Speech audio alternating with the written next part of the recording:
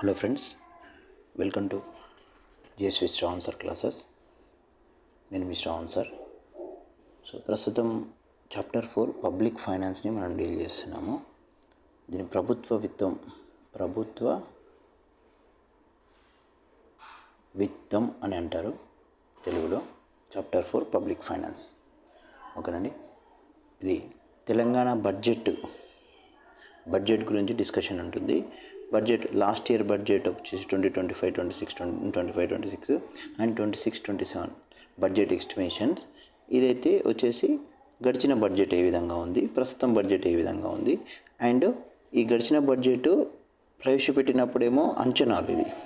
ఇది ఏంటంటే 25-26 revised estimation, అంటే నిజంగా ఎంత ఖర్చు అయింది. ఇదేమో అంచనాలు. ఇది గడిచిపోయింది కాబట్టి సంవత్సరం నిజంగా ఖర్చు పెట్టిన అమౌంట్ని మనం రివైజ్డ్ ఎస్టిమేషన్ కింద తీసుకుంటాం. సో మనకు ఈ సర్వేలో వచ్చేసి ఈ 25-26 బడ్జెట్ మాత్రమే ఉంది. ఇది మనం ఏదైతే ఈ 25-26 revised estimation and budget estimation రెండు కూడా మనం బడ్జెట్ కాపీ నుండి, ప్రస్తుతం ప్రవేశపెట్టిన బడ్జెట్ కాపీ నుండి మనం తీసుకొని అడిషనల్గా మీకోసం యాడ్ చేయడం జరిగింది. సో ఎందుకు అనంటే, సో ఈ బడ్జెట్ గురించి ఎక్కువగా ప్రస్తుతం అడుగుతారు, ప్రీవియస్ కాకుండా.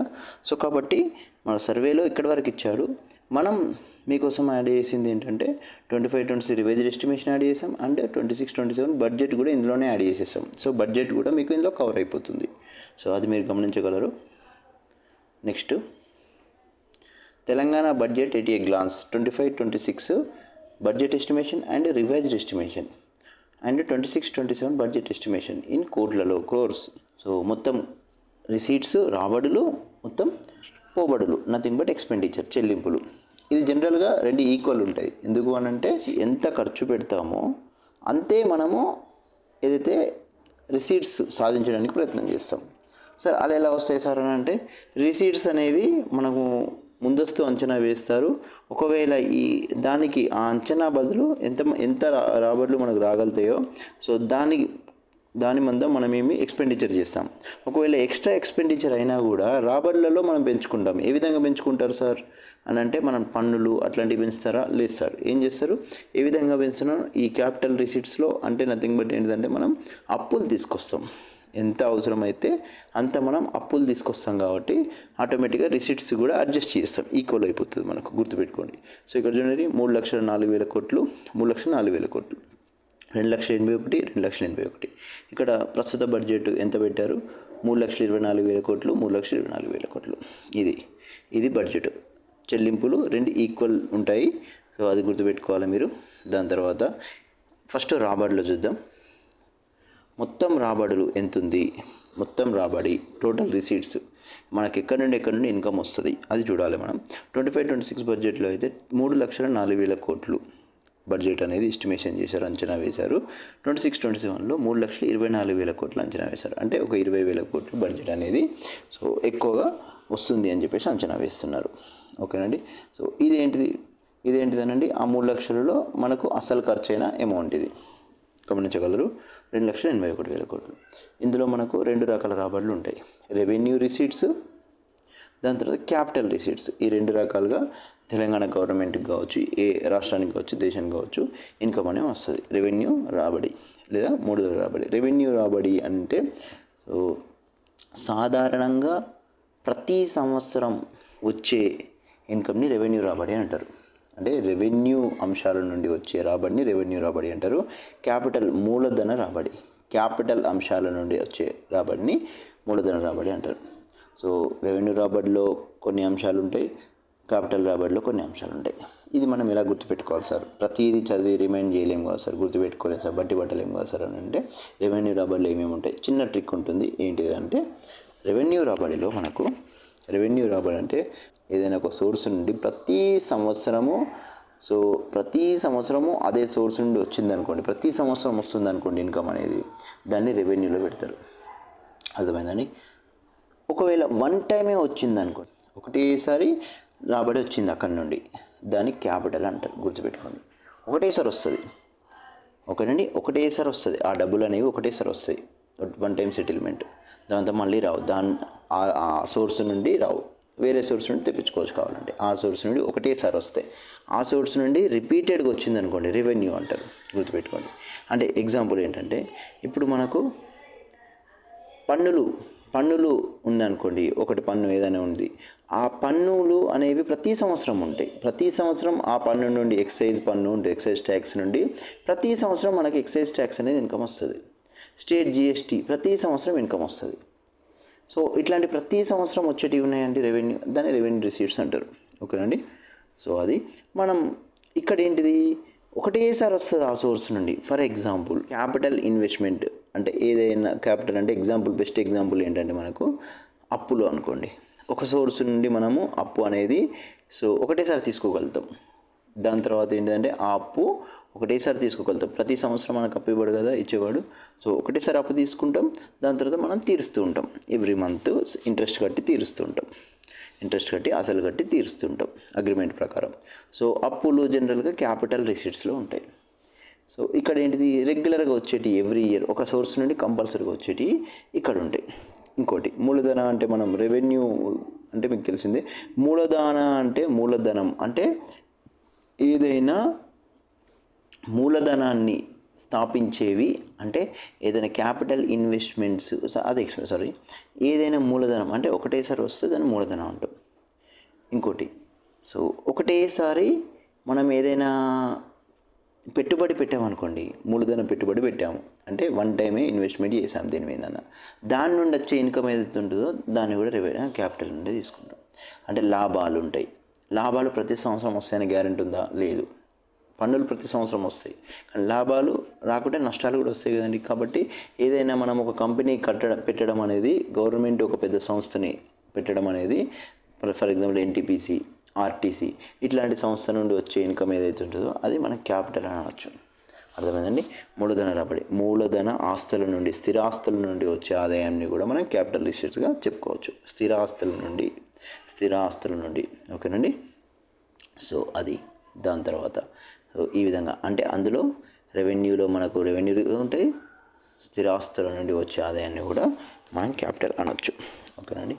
దాని తర్వాత అది ఎంత ఉంది? రెవెన్యూ రిసీట్స్ నుండి 2,29,000 కోట్లు ఉంది. క్యాపిటల్ రిసీట్స్ 74,000 కోట్లు ఉంది. మనకు స్థిరాస్తుల నుండి వచ్చే ఆదాయం అనేది చాలా తక్కువ ఉంటుంది కాబట్టి జనరల్గా, ఎందుకంటే గవర్నమెంట్ ఇప్పుడంతా ప్రైవేటైజేషన్ అయింది కాబట్టి స్థిరాస్తుల నుండి వచ్చే ఆదాయం తక్కువ కాబట్టి, సో ఏదైనా భూములు అమ్మారనుకోండి, సో ఏదైనా గవర్నమెంట్ ల్యాండ్స్ అమ్మారనుకోండి, దాని నుండి వచ్చే ఆదాయం కూడా క్యాపిటల్ రిసీట్స్. ఎందుకంటే వన్ టైం వచ్చేస్తుంది, నథింగ్ బట్ స్థిర ఆస్తిని మనం అమ్ముకుంటాం, వన్ టైం వచ్చేస్తుంది ప్రతి సంవత్సరం లాగా. అది కూడా అప్పులు తీసుకోవడం, అది కూడా క్యాపిటల్ రిసీట్స్లో మనం కన్సిడర్ చేయవచ్చు. 2,29,000 రెవెన్యూ, 74,000 ఇది. సో ఈ విధంగా 2,41,000 రెవెన్యూ, 82,000 అంటే ఇది జనరల్గా అప్పులు ఎక్కువ ఉంటాయి ఇందులో. సో మన దగ్గర స్థిరాస్తులు కంటే అప్పులు ఎక్కువ ఉంటాయి, అది గుర్తుపెట్టుకోవాలి. అప్పులు అనేవి ఇందులో మూలధన రాబడిలో ఉంటాయి. దాని తర్వాత మొత్తం ఎక్స్పెండిచర్, ఏదైతే మొత్తం రిసీట్స్ ఉంటుందో ఆ విధంగా మొత్తం ఖర్చులు. సో మొత్తం ఖర్చులు ఏదైతే మనం ఇన్కమ్ ఉంటుందో అది మొత్తము ఖర్చు పెట్టేస్తుంది బడ్జెట్లో, దాన్ని మొత్తం ఖర్చులు ఉంటుంది. ఆ మొత్తం ఖర్చులలో ఎక్కడెక్కడ ఖర్చు పెడుతుంది గవర్నమెంట్ అని చెప్పేసి మనం ఇది చెప్పుకోవచ్చు. అందులో ముఖ్యమైనది రెవెన్యూ ఎక్స్పెండిచర్, రెవెన్యూ వ్యయం. అంటే మనం ఏదైతే రెవెన్యూ ఆదాయం అన్నాము ఇందాక, రెవెన్యూ ఆదాయం అంటే ఎవ్రీ టైం ఒక సోర్స్ నుండి వచ్చేదాన్ని రెవెన్యూ ఆదాయం అని అంటారు. అదేవిధంగా ఎవ్రీ టైం ఒక సోర్స్కి వెళ్ళేది ఉంటుంది, ఎవ్రీ ఇయర్ పేమెంట్ చేసేటివి జనరల్గా ఉంటాయి కదండి. సో ఎవ్రీ ఇయర్ ఖర్చు పెట్టేటివి, సో దాన్ని రెవెన్యూ ఎక్స్పెండిచర్ అంటారు. అవి మళ్ళీ తిరిగి రావు. అర్థమైందండి. మనం గుర్తుపెట్టుకోవాల్సింది ఏంటంటే ఏదైతే నువ్వు పెట్టుబడి పెడతావో అది మళ్ళీ మనకు గవర్నమెంట్కు తిరిగి రాదు. గవర్నమెంట్ ఎలాంటి లాభం ఆశించకుండా ఈ పెట్టుబడి పెడుతుంది రెవెన్యూ ఎక్స్పెండిచర్. అది రెవెన్యూ ఎక్స్పెండిచర్.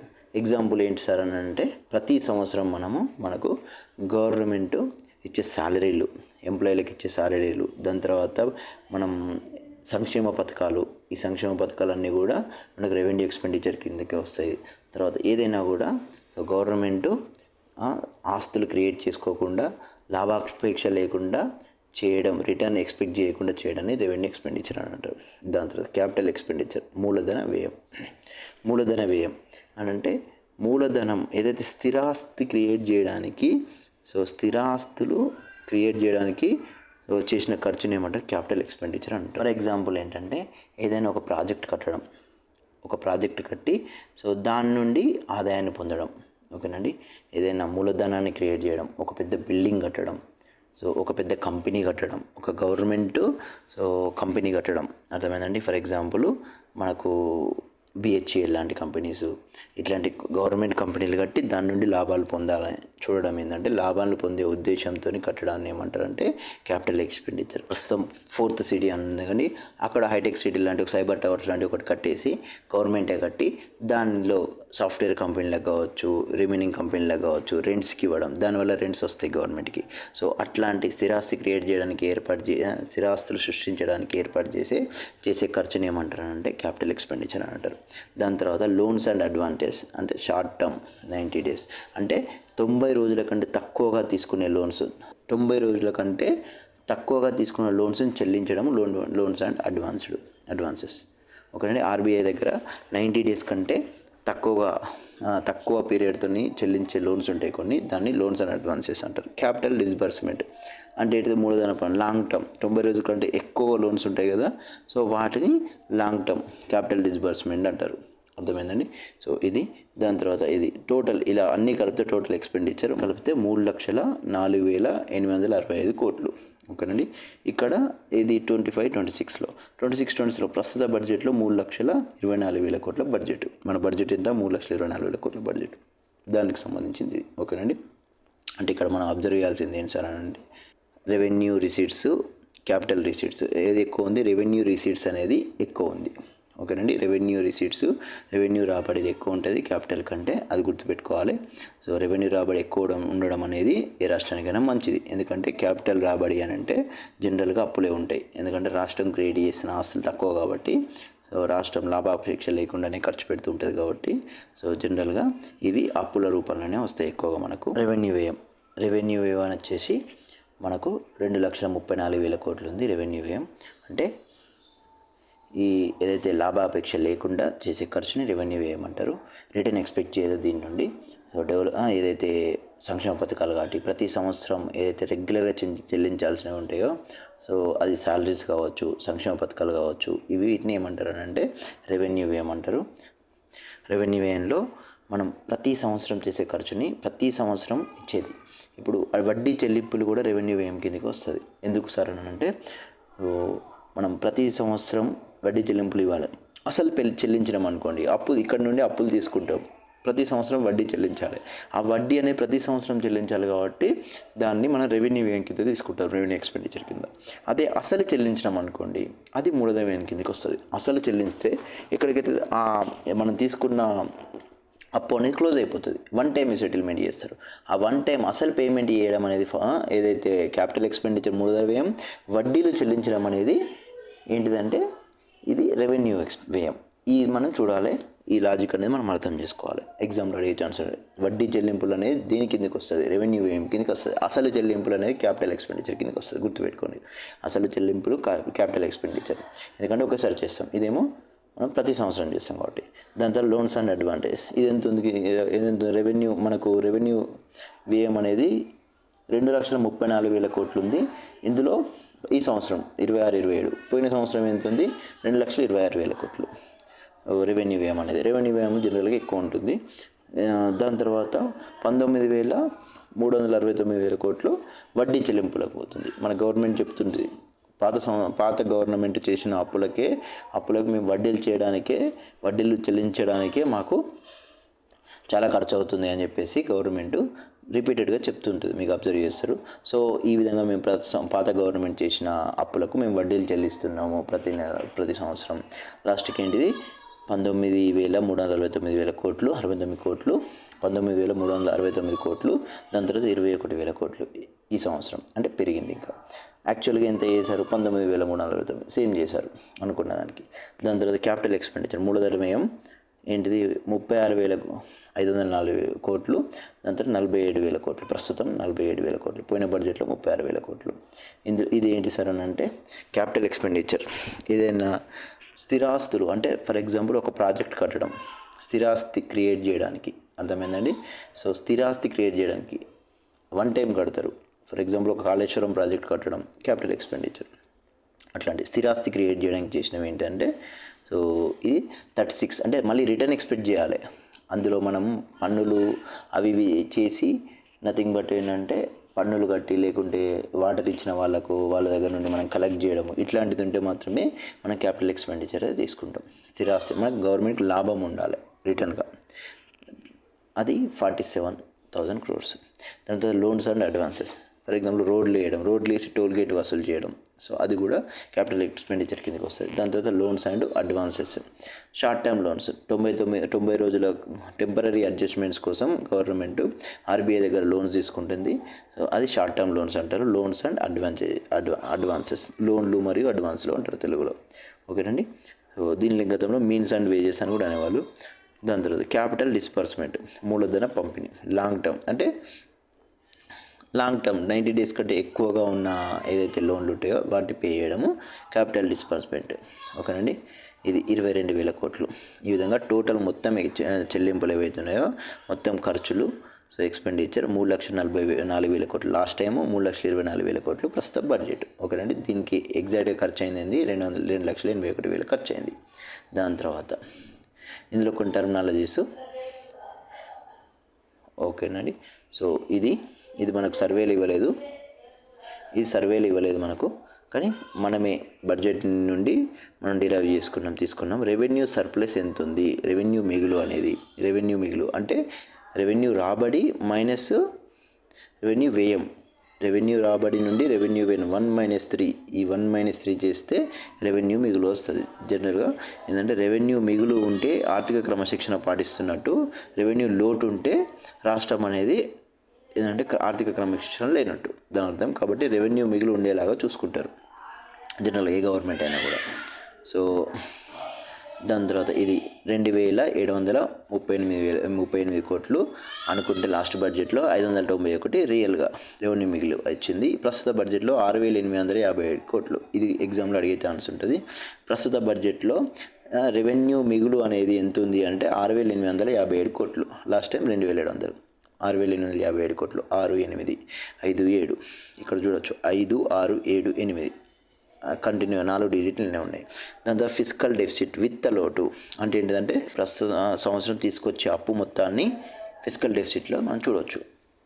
ఏంటంటే ప్రస్తుత సంవత్సరం ఎంత అప్పు తీసుకొస్తుంది 58,000 crores. గత సంవత్సరం ఎంత అప్పు తీసుకొచ్చింది 54,000 crores అనుకుంటే యాక్చువల్గా 56,000 crores తీసుకొచ్చింది. ప్రస్తుత సంవత్సరం ఎంత అనుకుంటుంది 58,000 crores అప్పులు తీసుకొస్తాం అంటుంది.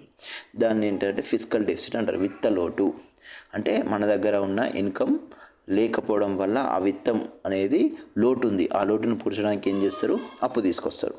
దాంతో ప్రైమరీ డెఫిసిట్, ప్రాథమిక లోటు అంటే ఏంటంటే ఈ విత్త లోటులోకి వెళ్ళి చిన్న కాన్సెప్ట్, ఇది అంత ఇంపార్టెంట్ ఏం కాదు, బట్ నేర్చుకోవాలనుకుంటే నేర్చుకోవచ్చు. ప్రైమరీ డెఫిసిట్ ప్రాథమిక లోటు అంటే ఈ ఫిజికల్ డెఫిసిట్ ఏవైతుందో ఈ ఫిజికల్ డెఫిసిట్లకి నుండి ప్రస్తుతం ఇంట్రెస్ట్ పేమెంట్స్ తీసేస్తే, అంటే వడ్డీ చెల్లింపుతుంటాం కదా, ఆ వడ్డీ చెల్లింపులకు తీసేస్తే మిగతా డబ్బులు మనకు ఎంత అవసరమో అది మనకు ప్రైమరీ డెఫిసిట్ అంటారు. అర్థమైందండి. ఈ ఫిజికల్ డెఫిసిట్ మైనస్ ఐపీ అంటే ఇంట్రెస్ట్ పేమెంట్స్, వడ్డీ చెల్లింపులు ఏమవుతుంది అంటే 37,154 crores వస్తుంది. ఓకేనండి. అది లాస్ట్ బడ్జెట్లో 34,000 crores, యాక్చువల్గా 36,000 crores తీసుకొచ్చారు. ఇది దాని తర్వాత తెలంగాణ రెవెన్యూ రాబడిలో వాటాలు. ఈ రెవెన్యూ రాబడి వచ్చింది కదండి, ఎంత వచ్చింది, ఈ 2,29,000 crores గత సంవత్సరం, ప్రస్తుతం 2,41,000 crores ప్రస్తుత సంవత్సరం వచ్చింది రెవెన్యూ రాబడి. 25-26 అంటే 2,29,000 crores మనకు రెవెన్యూ రాబడి ఎంత ఉంది, దేనికి ఎక్కువ ఉంది, ఆ రెవెన్యూ రాబడిలో దేని నుండి, ఆ రెవెన్యూ రాబడి అనేది దేని నుండి వస్తుంది మనకు అది. సో చూసుకుంటే ఎక్కువగా మ్యాక్సిమం ఎంత వస్తుంది 25-26 బడ్జెట్లో, మ్యాక్సిమం ఎంత వస్తుంది, దేని నుండి వస్తుంది మ్యాక్సిమం అనేది SOTR, state own tax revenue, రాష్ట్ర సొంత పన్నుల ఆదాయం నుండి వస్తుంది. అంటే మనం వేసుకునే పన్నుల నుండే ఎక్కువగా ఇన్కమ్ వస్తుంది రెవెన్యూలో. అర్థమైందండి.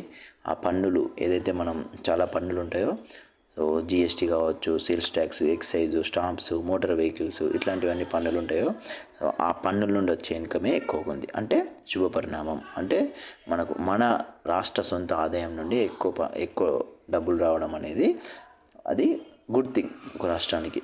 ఓకేనండి. అంటే స్టేట్ ఓన్ ట్యాక్స్ రెవెన్యూ అంటే రాష్ట్ర సొంత పన్నుల నుండి వస్తుంది. ఎంత పర్సెంటేజ్ వస్తుంది? 63% వస్తుంది. ఓకేనండి. సో 63% మొత్తం రెవెన్యూ రాబడిలో 63% సొంత పన్నుల నుండి వస్తుంది.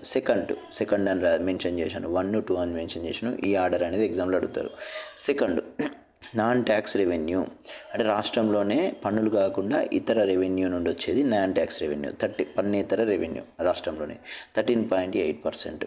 ఓకేనండి. సో ఇది పన్నేతర రెవెన్యూ అంటే ఏదైనా వేరే ప్రతి సంవత్సరం వచ్చే ఫీజులు కావచ్చు, దేని నుండి అయినా డెవలప్మెంట్ యాక్టివిటీస్ నుండి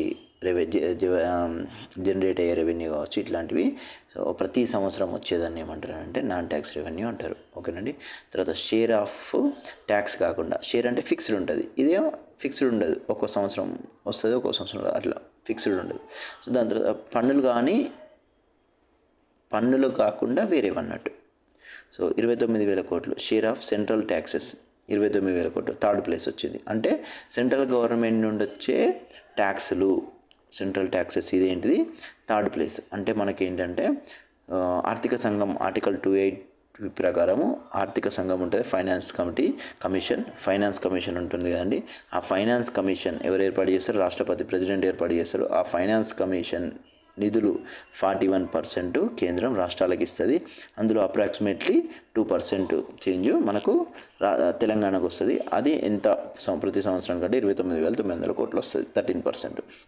అది మన రాష్ట్ర ఆదాయంలో 13% వస్తుంది. తర్వాత గ్రాంట్ ఇన్ ఎయిడ్ అంటే ఇతర సహాయ సహకారాలు కూడా కేంద్రం రాష్ట్రాలకు చేస్తుంది కాబట్టి అందులో గ్రాంట్ ఇన్ ఎయిడ్ రూపంలో 9.9% వస్తుంది, 4th ప్లేస్. ఓకేనండి. సో ఇవి రెండు ఎస్ఓటిఆర్ నాన్ ట్యాక్స్ రెవెన్యూ రాష్ట్రానికి సంబంధించిన సొంత ఆదాయము. సో ఇది ఏంటంటే సెంట్రల్ గవర్నమెంట్ నుండి వచ్చే ఇన్కమ్. గ్రాంట్ ఇన్ ఎయిడ్ అంటే ఏదైనా గ్రాంట్స్ రూపంలో రావడం, అంటే ఏదైనా స్కీమ్స్కి కేంద్రం వాటా ఇవ్వడాన్ని ఏమంటారు? గ్రాంట్ ఇన్ ఎయిడ్ అంటారు. ఫర్ ఎగ్జాంపుల్ ఎంజీ నరేగా స్కీమ్కి 60% కేంద్రం, 40% రాష్ట్రం ఉంటుంది. ఆ 60% ఇన్కమ్ని ఏమంటారు?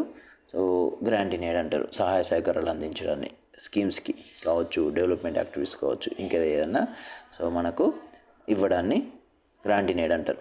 దాని తర్వాత ఈ విధంగా 1, 2, 3, 4 ఇది ఆర్డర్ గుర్తుపెట్టుకోవాలి, ఎగ్జామ్లో అడుగుతారు. దాని తర్వాత in state own tax rate revenue, in state own tax revenue రాష్ట్ర సొంత పన్నుల ఆదాయంలో ఇందులో స్పెసిఫిక్గా మళ్ళీ దీనిలో ఎక్కువ వాటా ఉంది చూద్దాం మనం.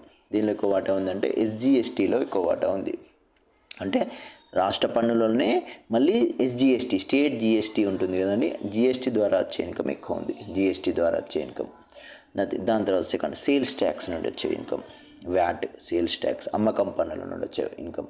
దాని తర్వాత థర్డ్ ఎక్సైజ్ ట్యాక్స్, ఈ ఆర్డర్ ఇంపార్టెంట్. దాని తర్వాత 4th స్టాంప్స్ రిజిస్ట్రేషన్లు, మన రిజిస్ట్రేషన్ ఉంటుంది కదండి. సో ఆ రిజిస్ట్రేషన్ నుండి వచ్చే ఇన్కమ్. దాని తర్వాత మోటార్ వెహికల్ ట్యాక్స్ అంటే వెహికల్స్ తీసుకుంటే ట్యాక్స్ వేస్తారు కదా, సో దానివల్ల వచ్చే ట్యాక్సెస్. సో జిఎస్టీ, దాని తర్వాత సేల్స్ ట్యాక్స్. ఓకేనండి. దాని తర్వాత ఎక్సైజ్ ట్యాక్స్. ఓకేనండి. సో ఇట్లా గుర్తుపెట్టుకోవచ్చు. GST, sales tax, excise tax and stamps and registrations. So దాని తర్వాత మోటార్, ఇది గుర్తుపెట్టుకోవాలి. దాని తర్వాత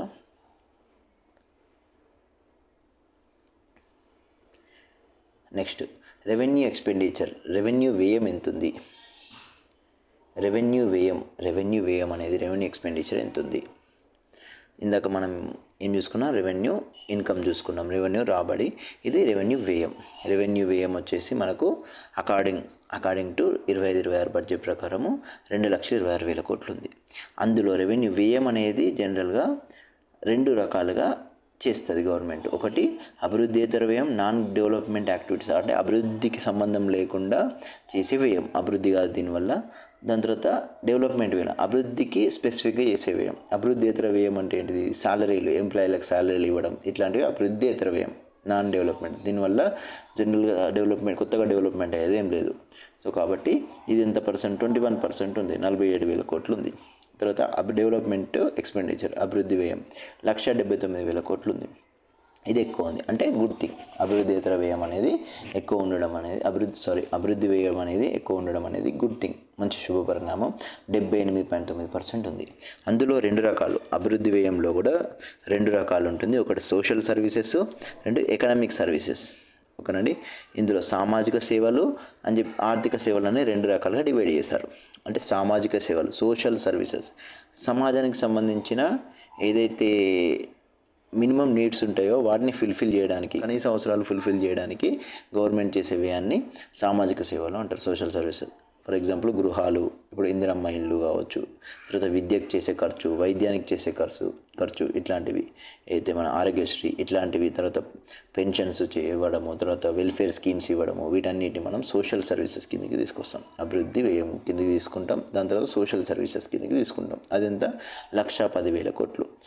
దాని తర్వాత ఆర్థిక సేవలు, economic services, agri allied sector అంటే ఆర్థికంగా చేసే డెవలప్మెంట్ యాక్టివిటీస్ అన్నట్టు. అంటే డబ్బుల్ని యూజ్ చేసే డెవలప్మెంట్, అన్నిటికీ డబ్బుల్ని యూజ్ చేస్తారు, బట్ ఎకనామిక్ టార్గెట్స్ని పెట్టుకొని చేస్తారు. ఇది సోషల్ టార్గెట్స్ని పెట్టుకొని చేస్తారు. అంటే సమాజము వృద్ధి చెందడానికి చేసే సోషల్ సర్వీసెస్. ఇదేంటిదంటే ఎకనామిక్, ఆర్థిక ప్రాతిపదికన ఆర్థిక టార్గెట్స్ పెట్టుకొని చేస్తారు. అగ్రికల్చర్, వ్యవసాయాన్ని డెవలప్ చేయడం. ఎగ్జాంపుల్ ఏంటిదంటే రైతుల ఆదాయాన్ని రెట్టింపు చేయడం, దాని కింద చేసే వ్యవసాయానికి ఇచ్చే డెవలప్మెంట్ యాక్టివిటీస్. ఓకేనండి. అంటే ఏంటి, సన్న బియ్యం తీసుకుంటే 500 రూపాయలు బోనస్ ఇవ్వడం ఇట్లాంటివి. సో దాని తర్వాత యూరియా మీద సబ్సిడీలు ఇవ్వడం, ఇట్లాంటివన్నీ మనకి అగ్రి అలైడ్. ఓకేనండి. తర్వాత ఆర్డి, రూరల్ డెవలప్మెంట్, గ్రామీణ అభివృద్ధి కార్యక్రమాలు చేయడము. దాని తర్వాత ఎనర్జీ ఇరిగేషన్ అంటే ప్రాజెక్ట్స్ కట్టడము. దాని తర్వాత ఎనర్జీ, శక్తి సంబంధించింది, నథింగ్ బట్ ఎలక్ట్రిసిటీకి సంబంధించిన డెవలప్మెంట్ చేయడము, ఇట్లాంటివి అనేవి సో మనకి ఎకనామిక్ సర్వీసెస్ కిందకి వస్తుంది. 67,000. ఇందులో కూడా ఏంటంటే ఎలాంటి లాభాపేక్ష అనేది ఉండదు. రెవెన్యూ అంటే గుర్తుపెట్టుకోండి, గవర్నమెంట్ రిటర్న్ ఎక్స్పెక్ట్ చేయదు, కేవలం డెవలప్మెంట్ యాక్టివిటీస్ చేస్తుంది, దాన్ని ప్రజలకు అంకితం చేసేస్తుంది. 67,000 కోట్లు వస్తుంది. ఓకేనండి. సో అంటే మనకి ఏం గుర్తుపెట్టుకోవాలి సార్ అంటే, రెవెన్యూ ఎక్స్పెండిచర్ ఎంత, 2,26,000 కోట్లు. ఓకేనండి. అందులో నాన్ డెవలప్మెంట్ యాక్టివిటీ ఎక్కువ ఉందా, డెవలప్మెంట్ యాక్టివిటీ ఎక్కువ ఉందా? డెవలప్మెంట్ యాక్టివిటీ ఎక్కువ ఉంది. అభివృద్ధి వ్యయంలో ఏది ఎక్కువ ఉంది? సోషల్ సర్వీస్ వ్యయం ఎక్కువ ఉంది. సామాజిక సేవలు 1,10,000. ఓకేనండి. ఎకనామిక్ సర్వీస్ వ్యయం తక్కువ ఉంది, సెకండరీ ఉంది. సో ఇట్లాంటివి మనం నేర్చుకోవాలి. దాని తర్వాత రిమైనింగ్ మనము కంపారిజన్ టు అదర్ స్టేట్, ఇతర మన ఏదైతే తెలంగాణ గణాంకాలు ఉన్నాయో అవి ఇతర రాష్ట్రాలతో పోలికలు ఏ విధంగా ఉంది, దాని తర్వాత ఇతర రాష్ట్రాలతో పోలికలు ఏ విధంగా ఉంది, దాంతో తెలంగాణ అప్పులు ఏ విధంగా ఉన్నది, డెబిట్స్, దాని తర్వాత 16th ఫైనాన్స్ కమిషన్ ద్వారా తెలంగాణకు వచ్చే ఆదాయం ఏంటి. ఇది కంప్లీట్, ఈ 3 టాపిక్లు కంప్లీట్ చేసి పబ్లిక్ ఫైనాన్స్, ప్రభుత్వ విత్తం అయిపోతుంది మనకు. సో ఇది ఈరోజు క్లాసు. రేపటి క్లాస్లో మళ్ళీ కలుద్దాం. Please like, share and subscribe. మీకు ఏమన్నా డౌట్స్ ఉన్నా కూడా కామెంట్ సెక్షన్లో తెలియగలరు. ఇంకేమన్నా మీకు సూచనలు ఇవ్వాలనుకుంటే మాకు కామెంట్ సెక్షన్లో తెలియగలరు. Thank you.